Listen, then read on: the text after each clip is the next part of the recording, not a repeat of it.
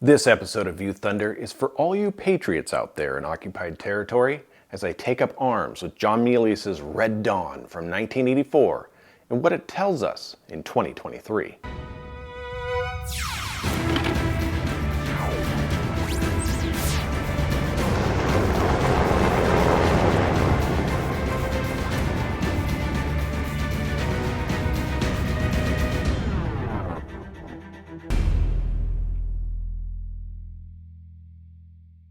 Welcome to View Thunder, curated movie reviews that celebrate art, design, and cinematic storytelling. My name is Kyle, and I thank you for tuning in. As foreboding electronic hums roll from the speakers, text on a black screen sets the terrible geopolitical stage for the story that's about to unfold.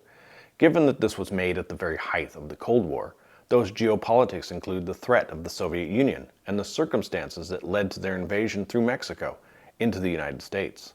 An invasion from the south through Mexico. Now, as the screen fills with our view of flying through a beautiful cloud-filled sky, the title Red Dawn in rough, hand-wrought letters appears, and Basil Polidoris' rousing, triumphant, and hopeful score bursts forth. We are then introduced to a quiet, peaceful town, USA, in the form of fictional community Calumet, Colorado. It is the morning following a huge loss for their high school football team, the Wolverines, against appropriately named the Grizzlies. The movie then wastes no time introducing us to our main cast of characters, portrayed by an incredibly talented and at the time up-and-coming group of young stars, including Patrick Swayze, C. Thomas Howell, Charlie Sheen, and a bit later on in the film, Leah Thompson and Jennifer Grey. Including the opening titles, director John Milius and editor Tom Noble hit the small town with a Soviet incursion from above, literally 5 minutes into the runtime. It's a shocking, violent, and frightening sequence that doesn't shy away from the horrors of innocence, including school-aged children being machine-gunned down by soldiers right before our eyes. Our small group of teens narrowly make their escape out of town and into the nearby mountains, where they lay low for a few weeks, living as best they can off the land. But they need information. And when they finally come down into town, what they find is a police state where citizens have been disarmed, not free to speak their mind, and potential troublemakers are taken to re-education camps. They find their loved ones kidnapped and imprisoned and murdered. Now they have a choice: continue to run and hide or fight. Lucky for us as an audience, the small ragtag group chooses to fight, using guerrilla warfare tactics with their high school team name, the Wolverines, used as their rallying cry. Wolverines! This is where the movie and Polidoris' rousing score gets elevated to thrilling heights. With the help of a downed fighter pilot, played by the amazing Powers Booth, they become an effective counterinsurgency force. I've been a fan of Red Dawn since I was a kid, back when it was just a really cool action movie. And it still is. Much of the truly emotional beats were lost on me though, but today I find the interpersonal moments and cruel realities of having your way of life and loved ones torn from you to be the most powerful scenes in the film. The movie even goes out of its way to show that there are people, not just faceless monsters, on the enemy side that have hopes, dreams, and their own loved ones that warfare has kept from them. Red Dawn is a thrilling movie that is both uplifting and grim, both satisfying and sad. It wears its patriotism on its sleeve while openly questioning that very partisanship. I don't think there's anything wrong with wanting to have it both ways, because writers Kevin Reynolds and John Milius himself never lecture. They leave it up to you, the audience, to decide what level to accept the film on. Sure, it shows the enemy doing some truly awful things in order to align audience sympathies. It is a movie with good guys and bad guys after all. Yet moments such as how our heroes deal with a traitor, or our enemy lowering their gun in peace, can brutally question our philosophical point of view. Red Dawn was made on a fairly modest budget, and it could have benefited from some larger set pieces showcasing the extent of such an invasion and the ongoing war that resulted from it. More people, more hardware, more vehicles, more explosions, more conflicts between US and Soviet forces. But you don't really notice it because Milius does so well cutting around and implying the larger situation and preferring to create more emotional investment in the survival of the group. In short, he never creates a sequence that he can't quite afford, and when our group loses one of their own, we feel it. While some may call the setup silly, stories that tell of defending against aggressors have been around for millennia. These stories are important for our development and cultural identities. Red Dawn is a film that, while set during a very specific era, tells a very old story that is highly relevant to the world we live in today. I've owned Red Dawn on VHS, DVD, and Blu-ray, but the definitive one for me is this 4K Collector's Edition release from Shout Factory under their Shout Select label. It features a fantastic transfer with beautiful naturalistic colors and detail that truly bring to life the fall and winter outdoor colors.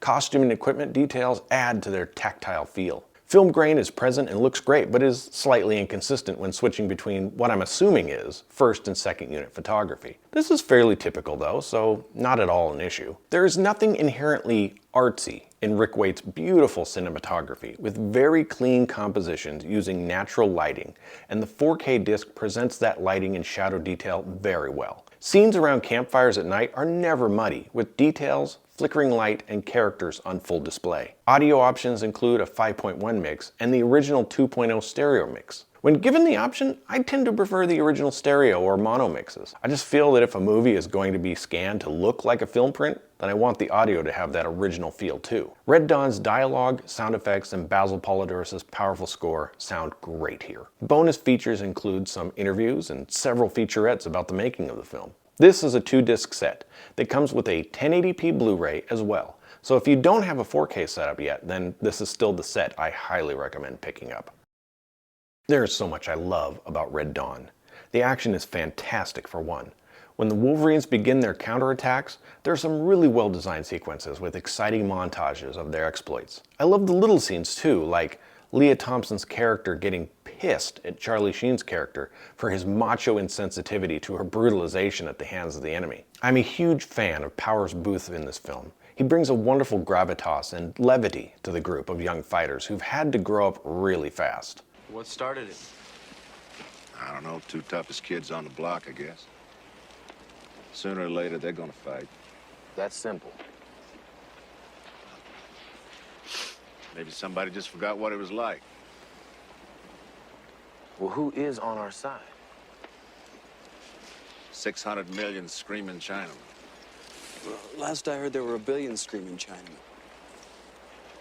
There were. Probably my favorite scene in the film is when the group is interrogating and ultimately executing a captured Soviet and the traitor they've discovered. It is a brutally honest scene that allows every character to question their own moral code during warfare. While Red Dawn presents a fictional scenario, it's relevant to many different conflicts and set of circumstances. Go ahead and call the premise silly, call it ridiculous, call it a jingoistic fantasy if you will. But does that make what the film has to say any less significant? Just recently we watched on television, in this world, not a fictional one, we watched as a nation surrounded by walls and security was taken by surprise with a coordinated strike against their citizens. They floated in from the sky, landed in an open field, and began gunning down innocent people. The opening of Red Dawn, presented in real life. So what does that mean for another nation that doesn't seem to care about defending its sovereignty and culture as an open invasion of fighting aged men currently pour through its southern border? If art can use fictional, contrived scenarios to teach us real things about who we are as people, our emotions, our relationships, our conflicts, then it can teach us that we need to be mentally and physically prepared to face very real dangers in this world. We are on very dangerous ground, and I'm concerned that our very own October 7th style Red Dawn is coming to our neighborhoods. I really would love to be wrong about this. Pray for peace, but prepare for war. Red Dawn is an excellent action picture, but it most definitely has an anti-war point of view. Don't mistake that for being anti-fighting. The film may be saying that war in and of itself is a vicious, ugly thing, and it poses the question of why it has to be in the first place. Why we as a species feel the need to wage it, and the physical and existential pain it inflicts on both sides. But the movie is also about honor and our moral duty to stand and fight to defend what is ours when it's threatened. It doesn't back down from it.